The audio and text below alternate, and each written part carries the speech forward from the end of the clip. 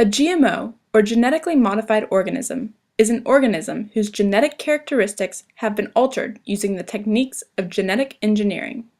Since their creation in the 1980s, GMOs have become one of the food industry's most controversial topics.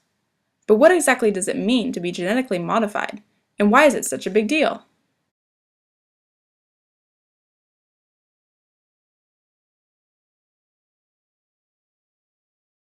Ever since humans evolved from hunting and gathering to agriculture, farmers have struggled for the greatest crop yield.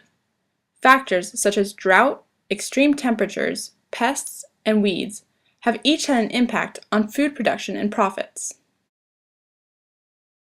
As scientists learn more about DNA and genetics, they are able to apply their new discoveries to major world problems, such as hunger and malnutrition.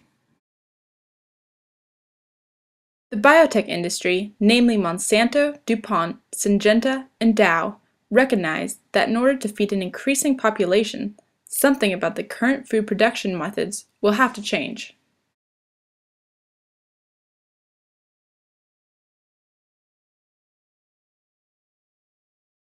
Corporations such as Monsanto found ways to alter the genetic makeup of plants with the hopes of increasing crop yield.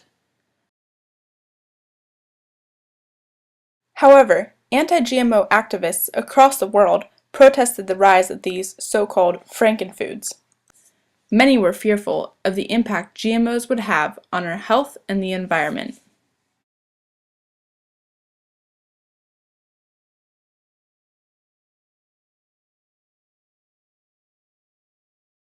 This video will look at what GMOs are, the different types of GMOs, how they work, what they accomplish, and the controversies behind them.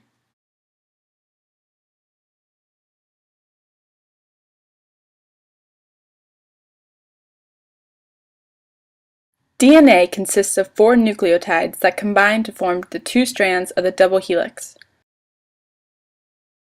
Segments of this double helix that code for particular proteins are known as genes. DNA is transcribed into mRNA, which is then translated into proteins. A change in the DNA, such as a mutation, can code for different proteins. When one nucleotide of DNA is switched for another, a very different protein can be produced. If the wrong protein is produced, the plant will act differently.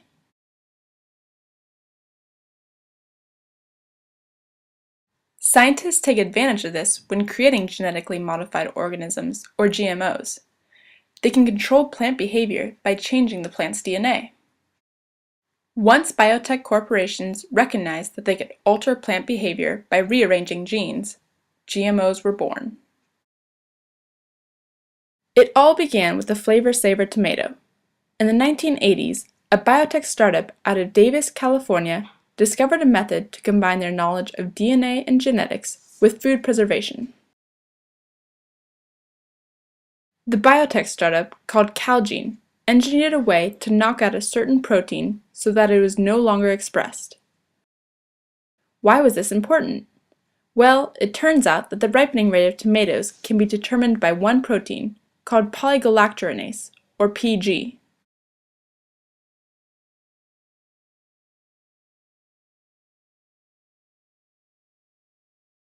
This PG is an enzyme that breaks down the cell walls in tomatoes, speeding up the ripening process. Calgene discovered a method to inhibit the production of PG protein. In doing so, the tomatoes no longer produce PG, and the tomato would take longer to ripen.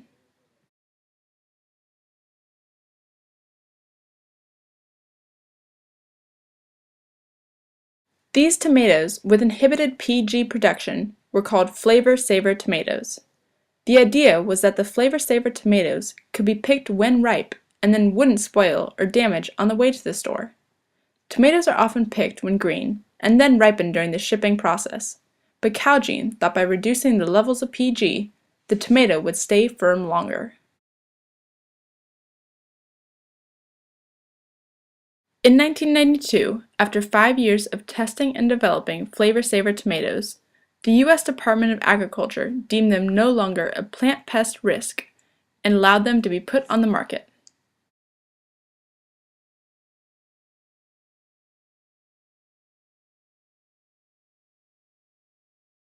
However, the flavor-saver tomatoes did not successfully delay the ripening process, and they were only commercially for sale from 1994 to 1997.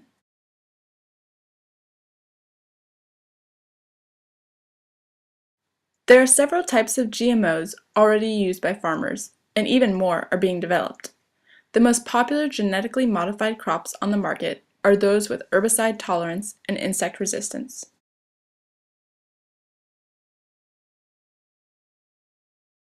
This image shows the top 10 genetically modified foods grown and sold in the United States.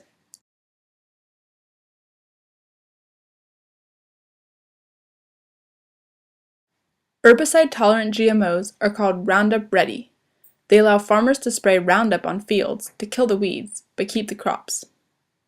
There are also genetically modified plants that are engineered to produce their own insecticide, called Bt. Plants such as Bt corn or Bt cotton were made to benefit farmers because they kill harmful insects without the use of pesticides. Scientists have also engineered GMOs to have a higher nutritional value. Finally, genetically modified crops can be engineered to withstand environmental stresses, such as drought, freezes, heat, and acidic or salty soil.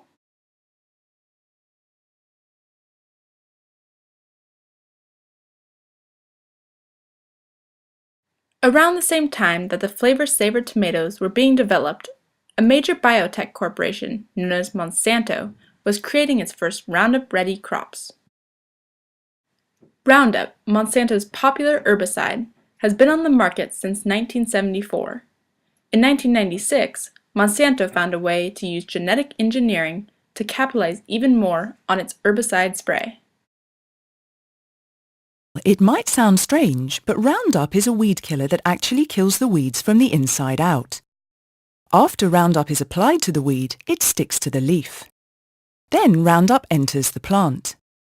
Roundup mixes with the sap stream of the weed. Roundup is transported around the entire plant, including the deepest roots. It stops the weed's ability to grow. And finally, the weed starves to death. Farmers and private homeowners have been using Roundup on weeds for decades. However, Monsanto saw that the herbicide could be even more effective if instead of killing all plants, it targeted the harmful weeds and allowed the desired crops to survive.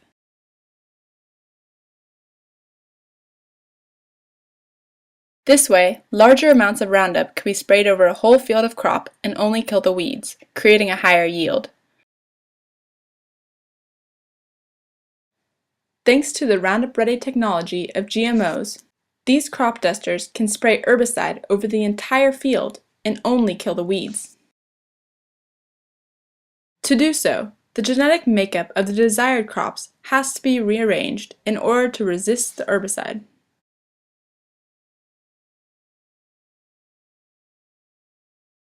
Roundup contains glyphosate, which was discovered in 1970 by Monsanto scientists to kill a broad spectrum of plants.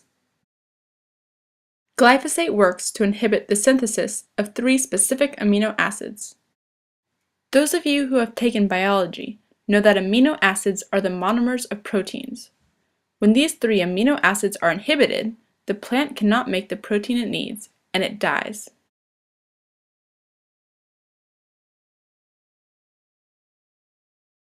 Scientists have found an enzyme that is glyphosate tolerant. In other words, this enzyme allows plants to synthesize the 3 amino acids, even in the presence of glyphosate. These scientists can then take the genetic information from the enzyme and put it into plants. The plants then become resistant to glyphosate. When a farmer sprays Roundup on them, they don't die. These genetically modified plants are called Roundup Ready. Their seeds are patented and sold by biotech corporations.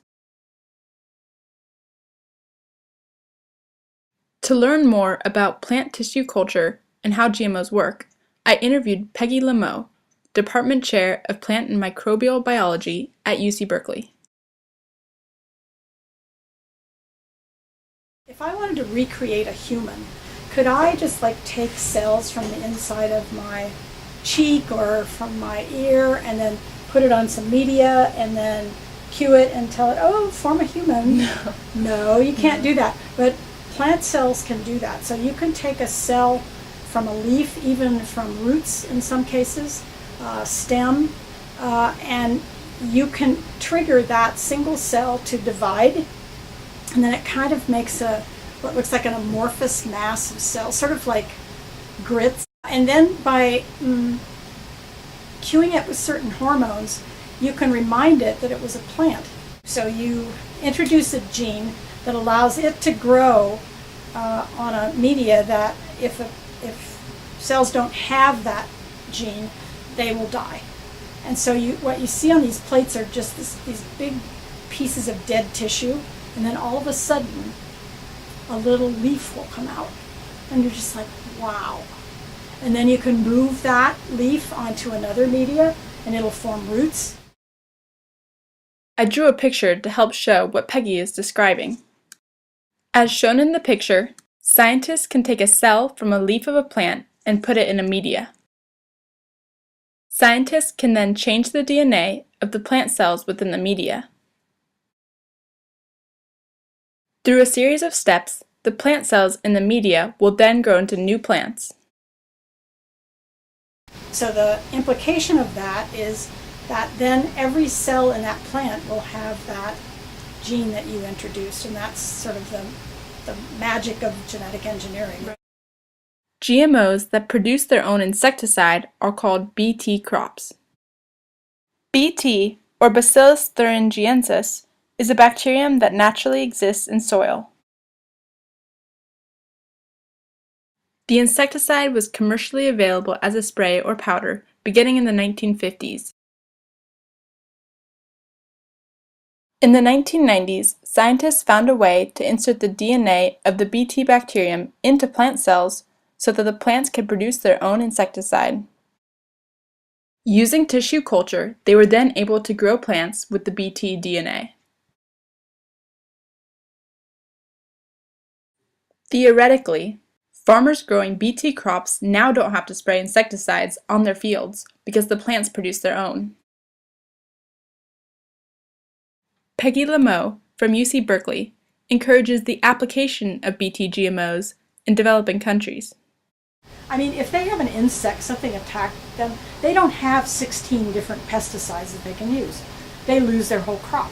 So if I can build into their crop, and it doesn't have to be corn, it could be cassava, or it could be whatever, beans, or some native crop. If I can put a single gene in there and protect that crop from some insect attack and give them some security for their food, I would really like to be able to do that. There are currently many Bt plants, but the most common are Bt corn, tobacco, and rice. The main idea behind GMOs is to have a better crop yield. As the population increases, available land decreases, and we struggle to grow enough food to feed the world. Biotech corporations such as Monsanto and DuPont promise higher crop yields for farmers who purchase and grow genetically modified crops. However, according to a study from the University of Washington, this claim might not be true. The study compared GM and non-GM corn grown on test plots. Between 1990 and 2010, a few GM corn varieties had greater yields than the non-GM, but others produced less. The authors of the study said, "We are surprised not to find strongly positive transgenic yield effects." In other words, they were surprised to see that the more food argument for GMOs was not necessarily true.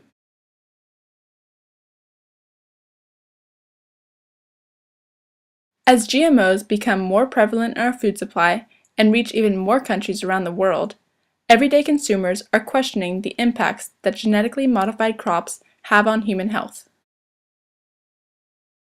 After extensive research from both biotech companies and anti-GMO activists, experts have yet to come to a consensus. Scientists on both sides of the GMO debate claim to have evidence backing their arguments.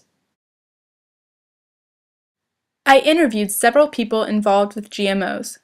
I talked to a biotech professor at UC Davis, another biotech professor from Stanford, a BT corn salesman from Iowa, an employee at Whole Foods, and a rice farmer from California. The only person who allowed me to record them was Peggy Lameau from UC Berkeley. The others were weary of the controversial nature of GMOs and did not want to be recorded. Studies conducted by the anti-GMO side say that the introduction of GMOs to the food supply correlates with the recent rise of chronic diseases and allergy rates. One such investigation in Russia found that hamsters fed on genetically modified soy for 3 generations suffered from significant disabilities. After 2 years, most of the hamsters on the high GMO diet were infertile, had stunted growth, and had decreased offspring survival rate. Studies conducted on rats in France had similar results.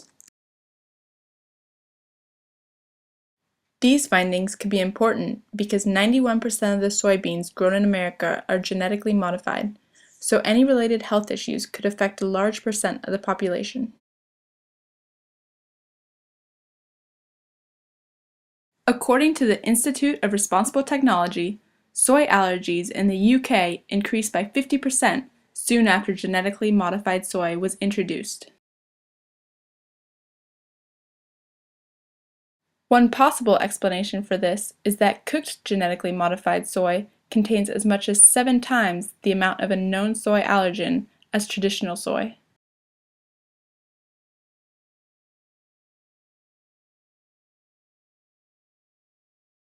One issue with Roundup Ready crops is that they encourage farmers to use even more herbicide.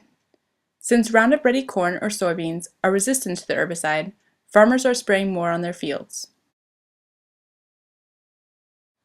In 2007, Monsanto made claims in France that their herbicide was biodegradable and that it left the soil clean after use.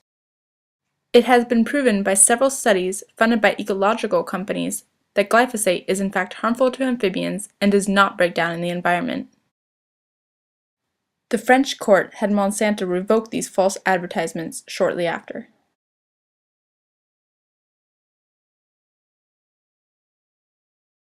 Another consequence of genetic engineering is the rise of superweeds, unwanted weeds that become immune to the Roundup and can no longer be killed by the herbicide.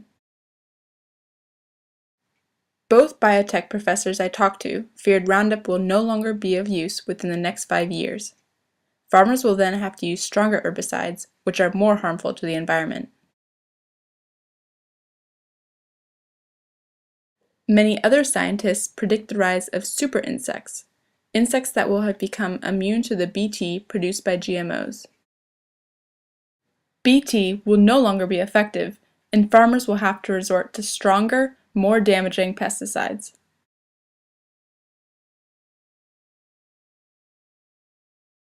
A recent movement to require GMO labeling has begun in the United States. Labels would allow consumers to see which products in grocery stores contain GMOs. Over 60 countries around the world label all products containing GMOs. The only way for shoppers in the United States to know for certain if something is GMO-free is if it is certified organic.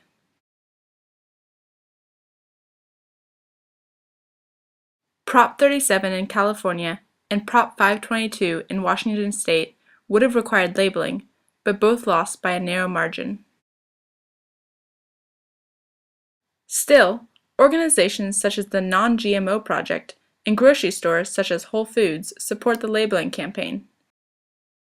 Whole Foods promises to label all products by 2018.